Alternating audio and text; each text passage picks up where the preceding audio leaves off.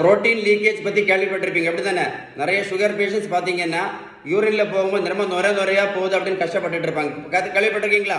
சுகருக்கும் pressure பிரச்சனை இது பார்த்துருக்கீங்கன்னு நினைக்கிறேன். இது எதனால என்ன, மெயினாக வந்து கிட்னியில் உள்ள பாதிப்பு இருக்கிறதுனால வரக்கூடியதாகும்.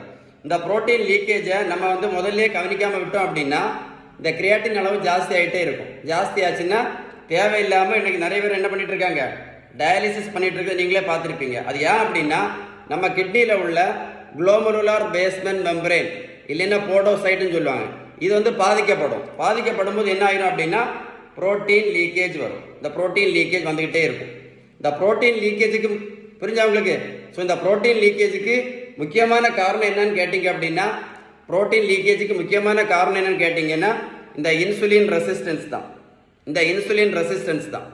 நீங்கள் மருத்துவத்தோட எந்த புத்தகத்தை படித்து பார்த்தாலும் சரி, இந்த இன்சுலின் ரெசிஸ்டன்ஸ் இதை வந்து நம்ம சரி பண்ணணும் அப்படின்னா அவங்க சொல்லக்கூடிய பெஸ்ட் ட்ரீட்மெண்ட் வந்து பேலன்ஸ் டயட்டு தான். பெஸ்ட் வந்து பேலன்ஸ் டயட்டு தான்.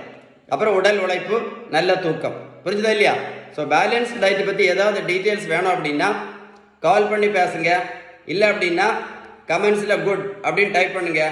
வீடியோ லைக் பண்ணி ஷேர் பண்ணீங்க அப்படின்னா உங்களுக்கு மட்டும் இல்லை, இந்த வேர்ல்டில் நிறைய பேருக்கு எனக்கு கண்டிப்பாக யூஸ்ஃபுல்லாக இருக்கும். சரியா?